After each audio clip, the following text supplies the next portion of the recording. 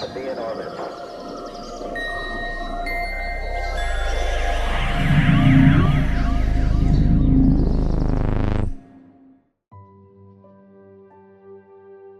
What can a cultural anthropologist teach us about UFOs? In this episode, I'm joined by Maya Cowan, a groundbreaking PhD candidate, graduate instructor, and researcher exploring unidentified anomalous phenomena through the lens of culture, ethics, and Indigenous knowledge. From classroom conversations to personal experience with the unknown, Maya shares why understanding UFOs isn't just about the sky, it's about us. We talk about stigma in academia, politics behind knowledge, and why empathy and compassion may be humanity's most important tools in confronting the mysteries ahead. And now, onto our interview with Maya Cowan. So Maya, I've heard you described potentially as Amy Adams' character from the movie Arrival. Could you tell me a bit about your background and why that may be? I don't know who would have described me as that, but not quite. I think she's a linguist in that movie, but there is some overlap between anthropology and linguistics. So I am a cultural anthropologist, and I'm in my sort of final home stretch of my PhD program here in Binghamton, New York. And I guess theoretically, were the aliens to come down to Earth, they would probably want somebody with an anthropology background to try to figure out what their culture and customs may be like, motivations and language, which was Amy Adams' job in that movie, I think. Yeah, that's right. That's what she was doing. So if the aliens did come down, would you volunteer to do that if the government sent the black helicopters to gather you to study them? I like the fearlessness. Would you be worried about any kind of kickback from academic colleagues or anything like that if that happened potentially? Well, anthropology has kind of a storied history with the United States government and military anyway. So there is a quite controversial program within the U.S. military to basically have anthropologists trying to study the culture and backgrounds of particularly countries that they are fighting. And so there's a lot of controversy within the discipline of anthropology about whether or not we should, as a field, ethically be helping the military when we could potentially be putting people's lives in danger. But then the other side of that argument as well is that it's beneficial for the people, like the civilians in a war zone, in order to have the soldiers fighting them have a better understanding of their culture and of their background. So there are two sides of the argument, but it's pretty controversial within anthropology. Yeah, that's really interesting. I never thought about it in that way. And I guess you want to preserve what may potentially be destroyed as well. Well, that's the idea behind the U.S. military hiring anthropologists, but there's certainly a lot of anthropologists who feel that it would be unethical to work with any sort of military. So interesting way of thinking about it. So tell me a little bit about your background. How did you get into what you're doing? What's your kind of origin story? So my grandfather was like a spiritual healer, and he wrote books about dowsing and the human potential movement in a way, I guess you could call it. And he was also a major experiencer of different sorts of paranormal phenomena in his life. And so from the time I was a little kid, I was always really interested in it. I remember watching documentaries and things like that. But it was only after I had been following along everything that was happening with the developments in the scientific community, and I had been working on a completely different PhD project, that I decided to go for it and ask my supervisor if he would let me switch topics. And he did let me switch topics, and so here I am studying UAP from the anthropological sort of perspective on expertise and the development of expertise within a sort of emerging field of UAP studies. That's ridiculously cool. And thank you for, kind of putting your professional weight into the subject, because I think it's emerging at the moment, right? Like it's going from something that people snicker at and there's a lot of stigma around to something that there may potentially not be. And it's people like yourself coming into it that changes that conversation, I think. Yeah, I hope so. I'm teaching a course about UAP and sort of the paranormal and the anthropological perspective on these things in, I think, like about a month now at my university. So that should be exciting and fun. Have you had, you say that your father kind of had some paranormal experiences. Have you ever kind of had experiences yourself or been in places that you potentially could? It was my grandfather who, but Grandfather, sorry. I've definitely had some odd experiences. When I was with my younger brother, when we were kids, we saw like some sort of craft or balloon or something in the sky, and I kind of remember just getting like freaked out and running home. We were walking home from a friend's house, and so that definitely intrigued me. I don't, you know, claim to know that it was an alien craft or anything, and I can't really remember that much about it because I was pretty small. But um, that definitely, yeah, it was kind of a probably a formative experience. So that's your grandfather, your brother you said was with you for that one. Is there something that runs in your family? I think it must be, because there's definitely other people in my family who have had strange experiences as well.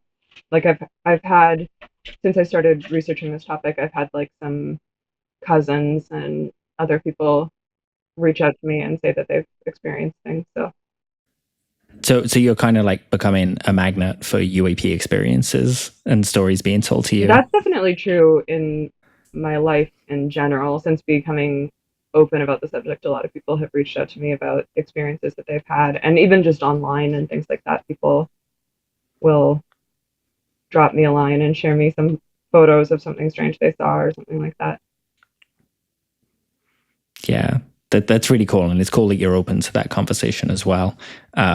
Even though doing this, I get some people to send me some things, and I'm like, I can look at it, and my guess is really as good as yours. It's something in the sky unless I was there, but I can't say yes or no. Totally, it's definitely, I think, important though for a lot of people to be able to talk about it because there's just so much stigma around the topic that coming out about it, it's kind of a gamble one way or the other. So it's nice, I think, like for people like my cousin had this really crazy experience in the 80s, and so I think it was nice for her to be able to talk about it with someone who she knew for sure wasn't gonna say that she's crazy, because she's told a lot of people and been told that she's crazy.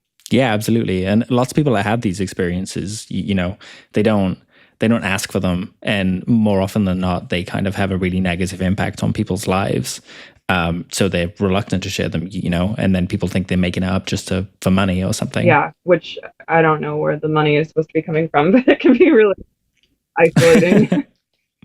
For sure. What drove you to study anthropology? Well, I was a theater major, and pretty quickly in theater school, I knew that I really didn't want to work in theater, and so I was kind of looking around for a new major, thinking that I might want to go to law school or something like that. And one of my roommates was studying anthropology at the time, and I asked her, I didn't really even know what it was, but I asked her, like, what kind of stuff do you talk about in anthropology? What do you learn about? And she told me, study archaeology, and there's like forensic anthropology and cultural anthropology, which is studying different cultures from all around the world. And I thought, like, okay, that sounds really interesting. So I switched into the anthropology major without ever having taken an anthropology course. And I thought probably I'd go to law school or something like that, but I just kind of fell in love with the study of it and decided to go to grad school for anthropology instead.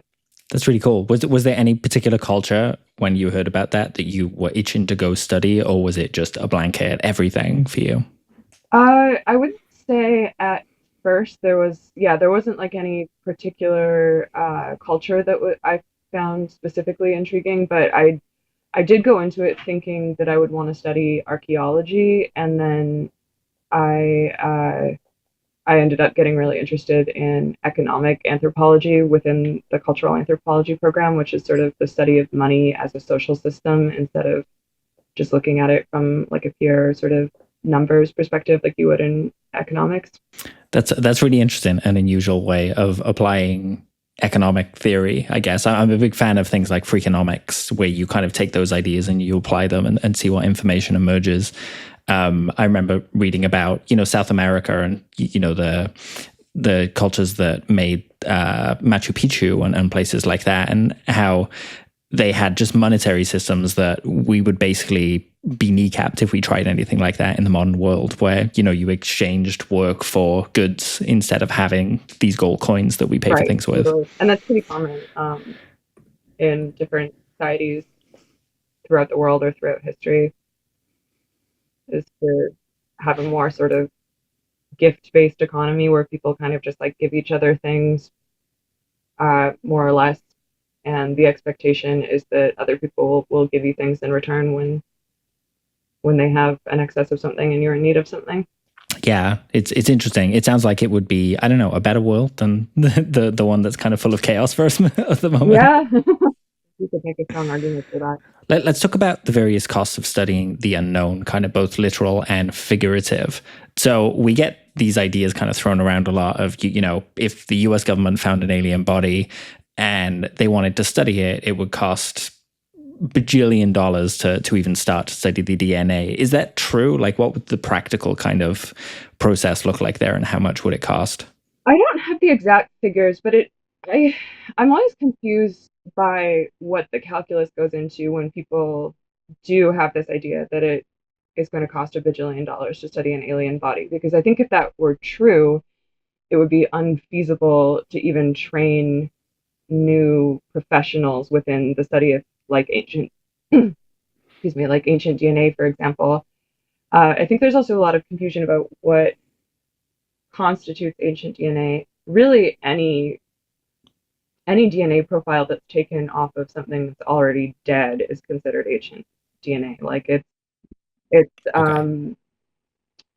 I don't think it would be, entirely unfeasible or prohibitively expensive, partly because like I have somebody on my committee who is an ancient DNA specialist.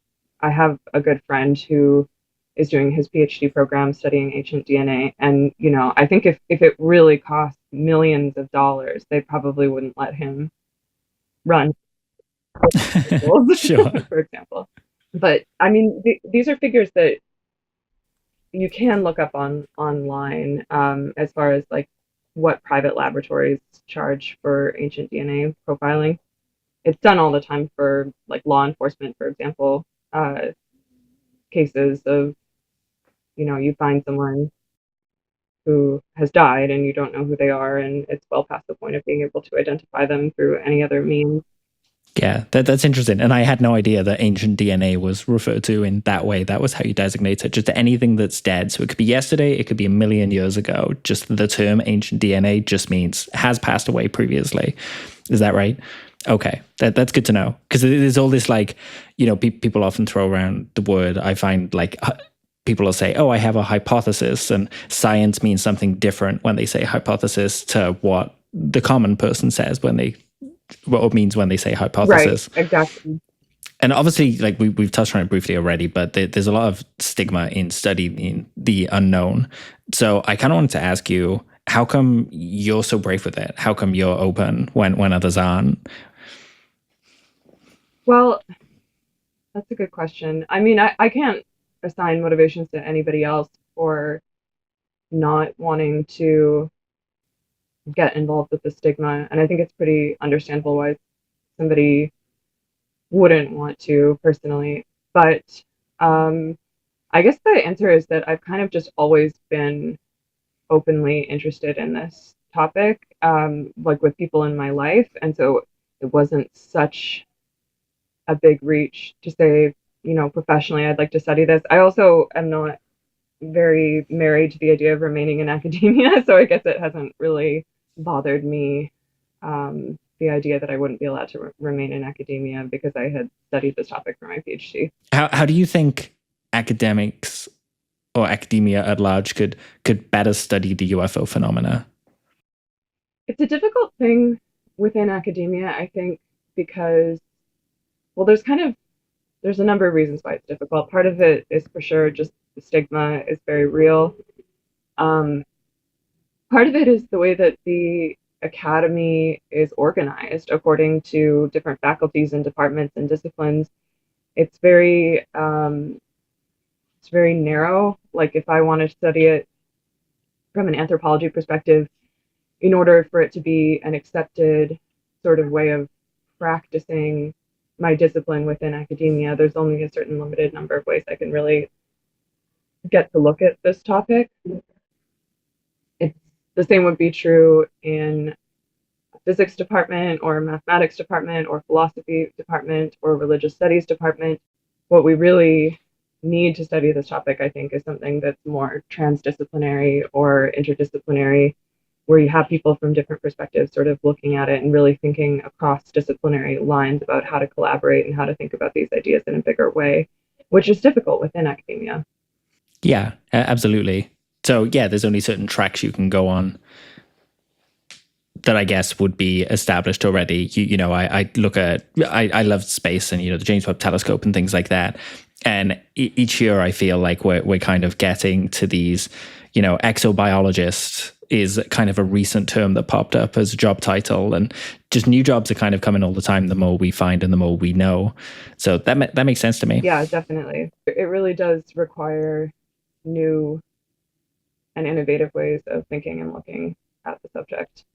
One thing I've noticed in ufology or in the UFO community is there seems to be kind of the two sides are allergic to each other. People in the UFO kind of business always say, like, we want scientists to study this. But I found that a lot of times when the scientists come to study it and they share their points of view on the data and they don't align with kind of the big broad swings of ufology, they'll be attacked for even daring to kind of come study the subject, or saying, have you had any experience with that kind of thing? Like I know recently, trying to think from an anthropological perspective, we had the Peruvian mummies, for example, come out.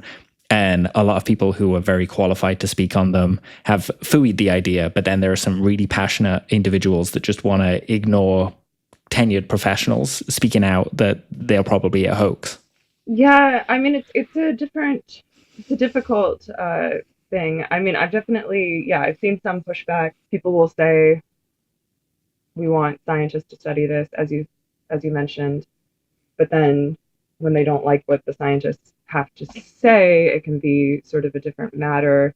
The Peruvian mummies there's definitely a lot of overlap with the UFO world when it comes to those, but then I've also heard claims that they're supposed to be another species of human that evolved alongside Homo sapiens on Earth. So I'm not really sure what the dominant perspective is, for sure. And I do think that more scientists should be willing to dive in and take a good hard look at them using the tools of science.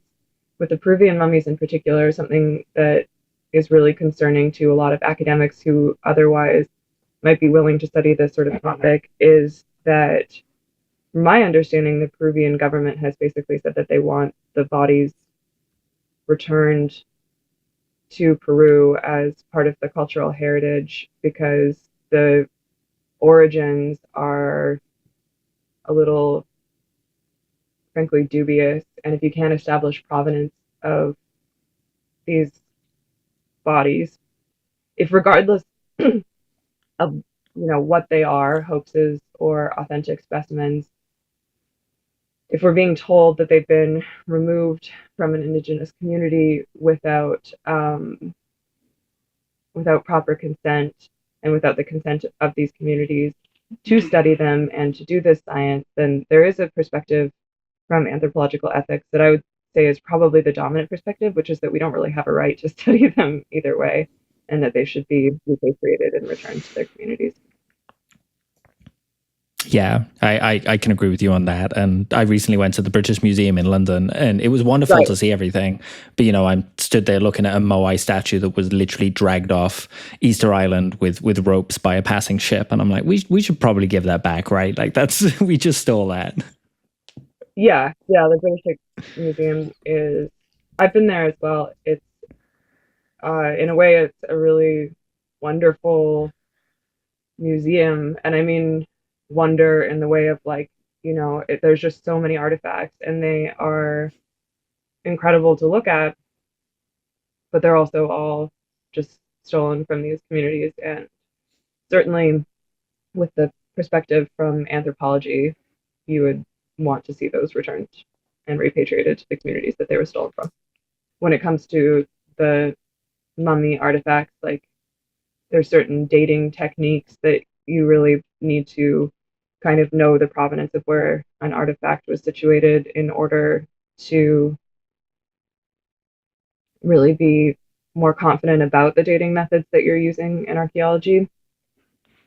So that's definitely another consideration of it. There's also a legal question about it that I don't know the answer to this, but it's something I've often wondered about with the Nazca mummy specimens in particular, is whether they would even legally really be allowed to be studied in the United States, because the United States has something called NAGPRA, which is the Native American Graves Repatriation Act, I believe is what it stands for. And so when that was introduced, it basically gave a legal imperative to archaeologists and biologists and anatomists and anybody else who might be studying bodies that were stolen from Native American communities. It basically said, like, you have to give them back to the communities of origin. Like, you can't have these bodies without the consent of the communities that they were taken from. And so, a lot of collections had to be turned back over so that the communities could handle the remains in whatever way was culturally appropriate for them. And so I just don't know, because I'm not an archaeologist, I'm not a legal expert, if NAGPRA would also theoretically apply to remains that were taken from Indigenous communities in another country. But it is I think it's a serious question, and it either way does come back to the sort of ethical problems potentially. Yeah, that's interesting. I don't think when people think about, aliens coming down, these kind of things are at the back of their minds. They're thinking of the dramatic swings of what would happen instead of the ethics and the legal ramifications and things like that. It's really interesting. And I think obviously I think there's part of that is there's this idea that if we're being visited by beings from another planet, um,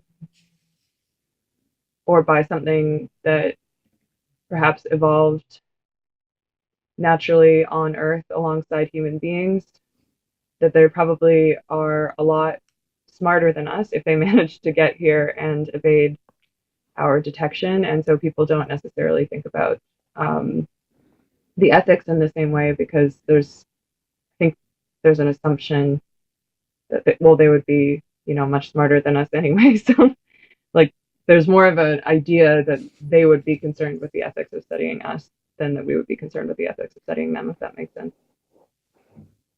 Yeah, absolutely. And that's funny to think about because, that's kind of anthropomorphic in a way, right? To think like, oh yeah, whatever species come down is going to think in exactly the same way we think. People always say, is a UFO going to land on the White House lawn? Who's to say they'll even recognize what the White House is or what the borders between countries Yeah, are? exactly.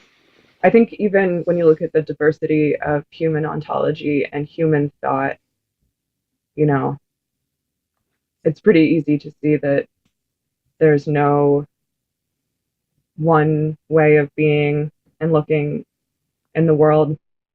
Even within the borders of the United States, there's such a vast diversity of perspective on religion and ontological worldview and all of these different questions that it certainly is difficult to predict, let's say, how a completely other species would think and act.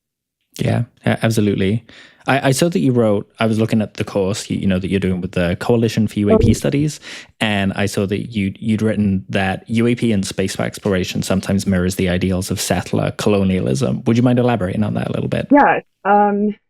So there's actually a really great issue of, I think it's the Journal of American Indian Studies or something like that. I would have to double check, but it certainly would be on the syllabus for that course that you'd be able to find that. And I think that this particular issue is open source as well, if people are interested in reading more about it. But there was a project through, I think it was just the SETI Institute a while back, where they sort of convened a group of Indigenous scholars from North America and asked them to basically write a statement on the ethics of space exploration from an Indigenous perspective, and Indigenous studies perspective. And, in this original statement that they wrote, they were quite critical of it and said that it needs to be approached in such a way that, we're not just looking at space exploration as, like, quote unquote, the final frontier.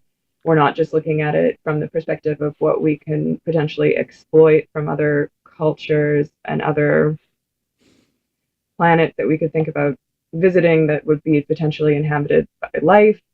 And so, yeah, so they were quite critical in their original statement. There's also some politics around things, like one of the articles talked about, I believe it was an observatory that was built, like a telescope that was built in Hawaii, that was built Oh, on yeah. Indigenous land without permission, and how, there are sort of all of these pitfalls along the way of thinking about this sort of human future of answering the question, are we alone? And not only are we alone, but how could we potentially get to contacting these other cultures, these other planets, these other beings, supposing that we're not alone? And what should that look like, so that we're not doing it in a way that is mirroring the real horrors of the colonial project? Absolutely. It's definitely worth us all kind of remembering that everyone's an alien somewhere, right? And when we go to these other planets and we go to these other cultures, even on our own planet, that we should tread kindly and carefully and not just exploit what's absolutely. there. So given the moment we're recording this, what's going on in the world with cuts to science and people so readily questioning science, can you speak to how politics can influence the creation of knowledge? There's always a politics behind knowledge creation.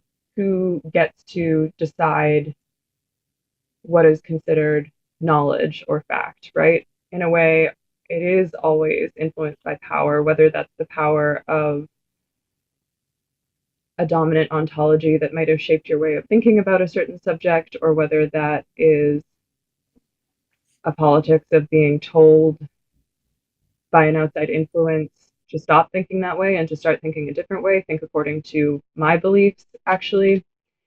I mean, part of it is that there's just a shift happening for a lot of people in how they know things, and they don't necessarily trust science when maybe they once did, or there's communities that have perhaps never really trusted science that are now just being more open about that and more open about asserting their belief in other things besides science, such as, like, religion, or in the case of, like, politics around vaccination, for example, like, bodily autonomy is certainly at stake for a lot of people, they feel. And so it certainly is, there is one side that is saying to another side, believe according to the way that I believe, which is scientifically, and a group that's saying no and pushing back against that. And I think that the louder that disagreement has gotten, in a way, the more and more inflamed the situation has become is certainly part of the issue at stake. But in a sense, this isn't new. Science obviously came to be the dominant worldview through its own power dynamics and politics throughout the Enlightenment, and there was certainly a lot of extreme pushback to it back then. You know, I'm wondering, how that can influence studying the unknown. And by unknown, I don't just mean UFO stuff. Any language any knowledge that is beyond humanity. How that could impact studying that. yeah. I mean, in a way, it probably makes it easier if you're suddenly in a situation where perhaps like what was once considered more fringe is now more mainstream. Yeah, I mean that would be my guess about the matter, but I'm not entirely sure that I have all the answers on that. No, it's really interesting, and you've got a lot of insight from your perspective. Like you said, we all need to work together, right? Like at the beginning of this, we mentioned the movie Arrival, and that's kind of the spoilers if you haven't seen it, but it's been enough time now, I think, that any listener can, endure the spoiler. But, every country has its own puzzle piece, and they all have to work together to figure out the issue. You're familiar in your work with Indigenous groups and peoples, cultures. We've touched on that. So what are some Indigenous ideas about the UFO phenomena? I would want to refer people to the work of like Artie Six Killer Clarke is probably the best example as far as somebody who has written a lot about the subject. And I mean, there are a huge diversity of perspectives between Indigenous groups for sure, but there are a lot of cultures around the world that do have traditional beliefs about star people. For example, is the title of one of her books.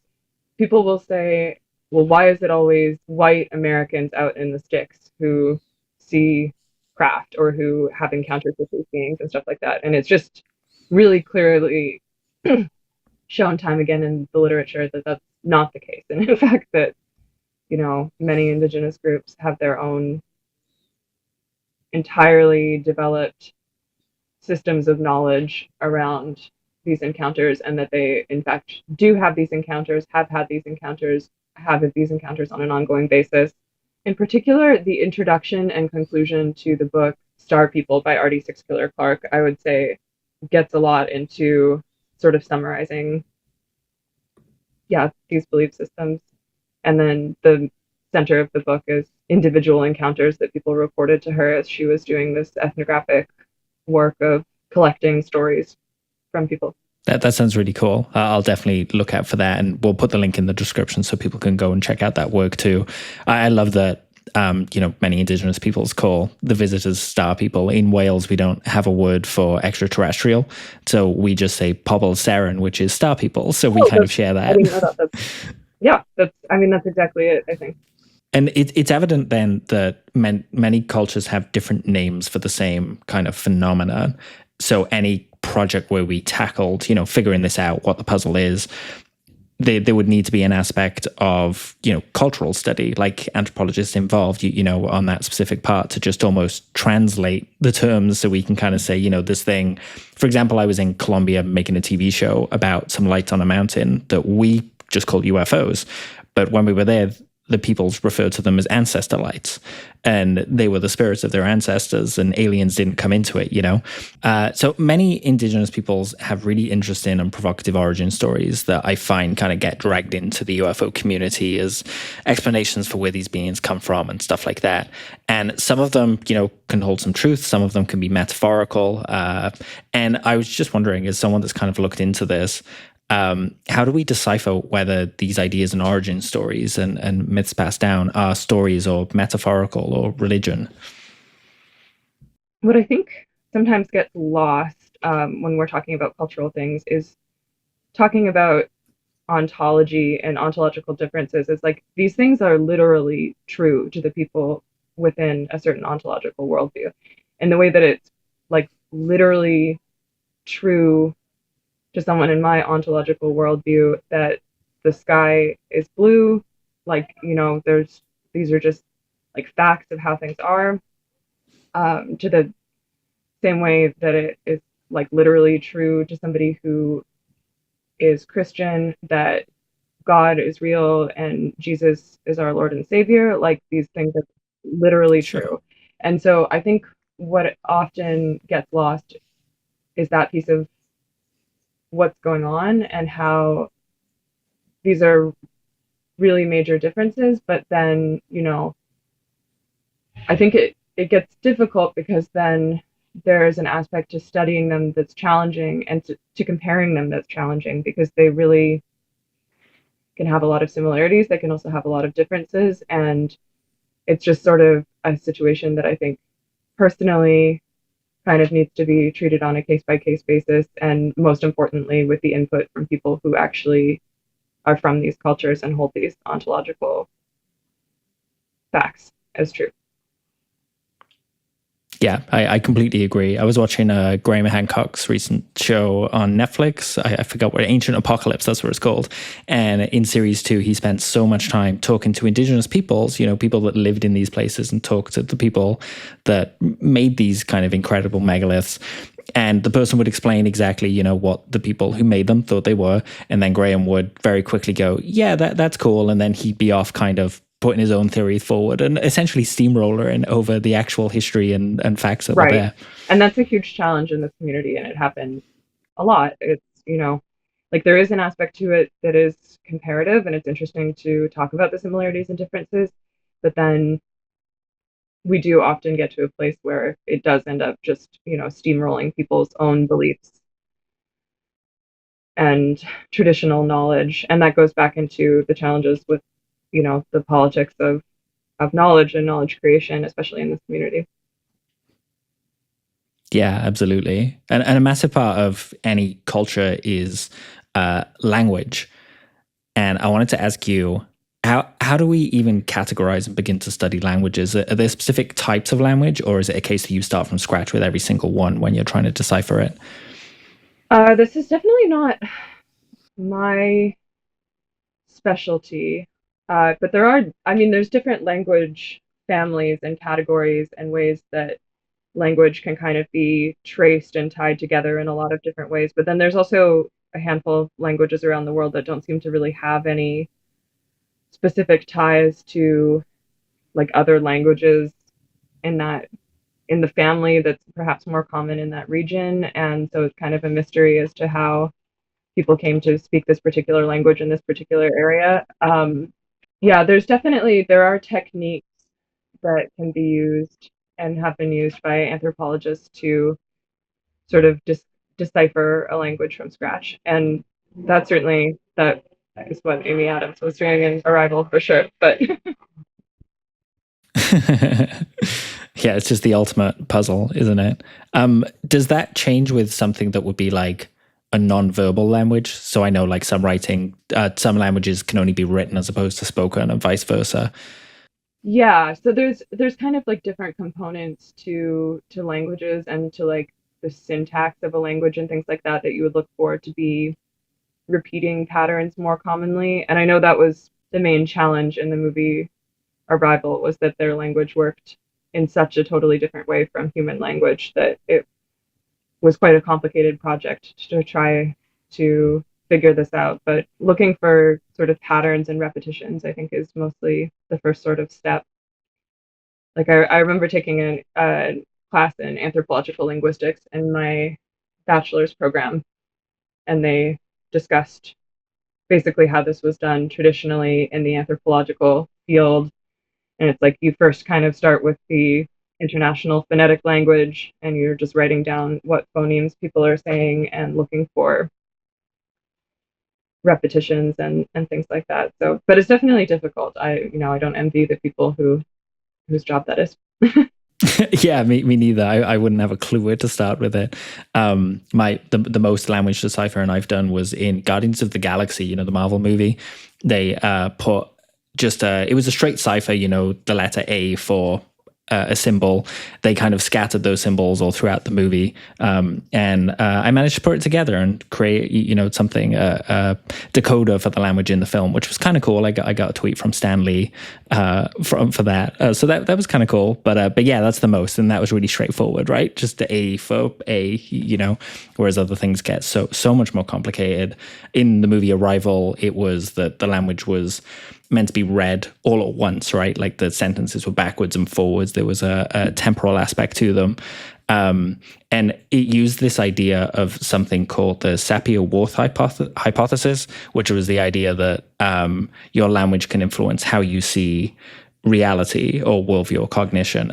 Is that a real thing, do you know? Or is it just what we were saying before about how a culture and how politics influence how you see the world? It's a really good question. I don't know what the state of the debate is on the Sapir-Whorf hypothesis within linguistics or within linguistic anthropology and how it's kind of currently viewed. I mean, I think there's a level to which it kind of has to be true, right? Like if you don't have terms for the number of things in your language, then you're not going to be counting things, right? Like it's just...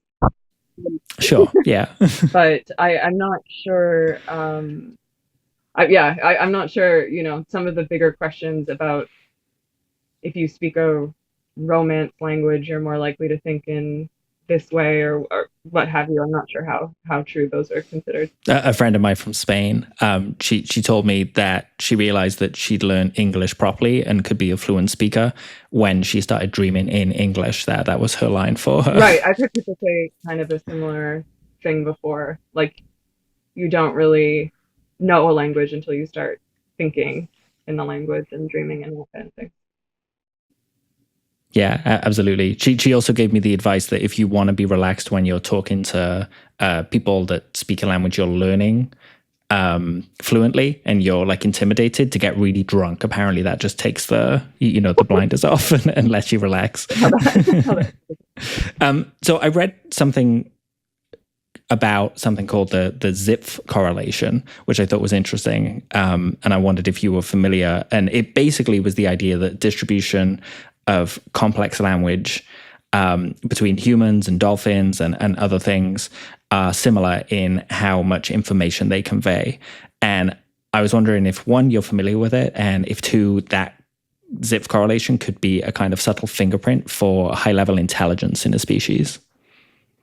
That's interesting. I haven't heard of the specific hypothesis, but I think I'm kind of familiar with the conversation that you're referring to and the argument. I do think it's we kind of tend to think about it as a marker of intelligence because it's like you're conveying more information than, for example, like dogs seem to be conveying when they are together in a pack or something like that. I don't even know what else to compare to. Or that, bumblebees are communicating to each other when they're talking about where to go to find nectar. But I think it's difficult because what it really brings up is this higher level question about consciousness and the nature of consciousness and the nature of communication, because, they do seem to be conveying perhaps similar levels in terms of complexity and the language or the information that they're conveying through their language. But then in order to say that necessarily, correlates with intelligence, I think that's a more difficult question to answer, and probably one that we would need to understand a lot more about consciousness in order to find the answer for. Yeah. I almost find that conversations about UFOs almost become philosophical in nature when we kind of talk about things like consciousness and intelligence. So you have to really drill in on, well, what does intelligence mean? What does consciousness mean? And we don't really have those definitions, It's definitely, difficult to say. And I think that at this point, we probably mostly are dealing in theories. So for you, what does UAP and the associated phenomena mean for the future of humanity? That is a big question. It is. I mean, I think there is this potential for these questions about the unknown and about consciousness to really sort of unlock a deeper level of relating to each other. And it seems like people who go through these experiences often have a deep level of empathy and compassion for their fellow human beings that get conveyed through these experiences, or that's certainly like a common theme in experiencer narratives. And that's, that's exciting and potentially important for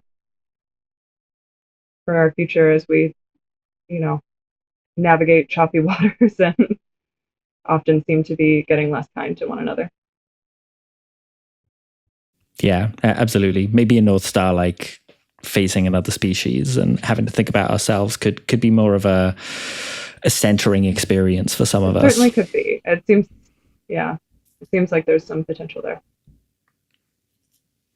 Are you following along with this kind of government UFO disclosure with people like David Grush coming forward with his stories and Lou Elizondo and people like that? What do you think definitely. of that? I mean, I think it's exciting to just see, any situation that sort of seems to open up the wider conversation about it and decrease the stigma is definitely interesting and exciting to me as somebody who has been interested in it.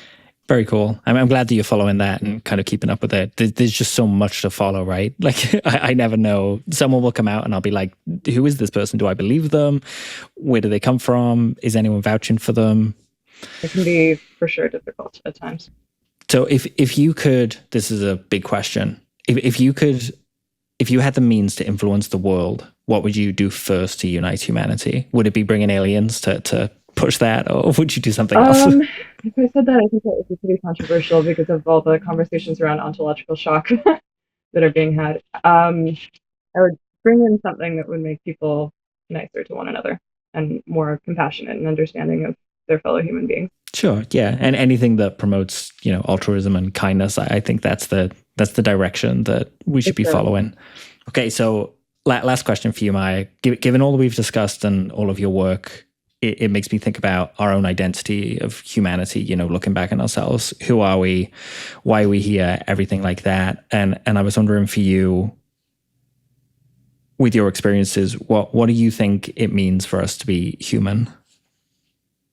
I mean, I feel like that question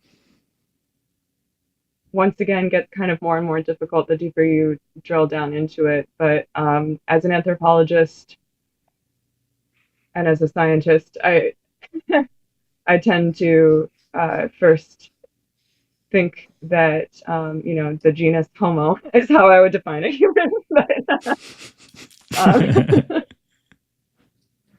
I don't know. I think human beings are, certainly as far as we can tell, have been very unique on this planet in our complex ability to relate to one another. And sometimes that's positive and sometimes that's negative, but it certainly seems to be the underlying thread. Do you think we're on a trajectory for that to be a positive thing or a negative thing, or balanced? I mean, it's difficult to say. I think that, at different points throughout human history, it looked to be on a more positive trajectory, and at certain points throughout human history, it's looked to be on a more negative trajectory. I don't really want to say how it's looking now, great a lot of the time, but I kind of tend to be optimistic about people's ultimate ability to care for one another at the end of the day. That's beautiful. I like that. I think we'll call that the finish line there, to have a nice positive end. And thank you so much for joining me, Maya, for coming on and sharing your perspective. It's really important, and I'd love to have you back again in the future as we kind of go down this road, digging up UAP and mysteries. Yeah, thank you very much. Yeah, it was great talking to you.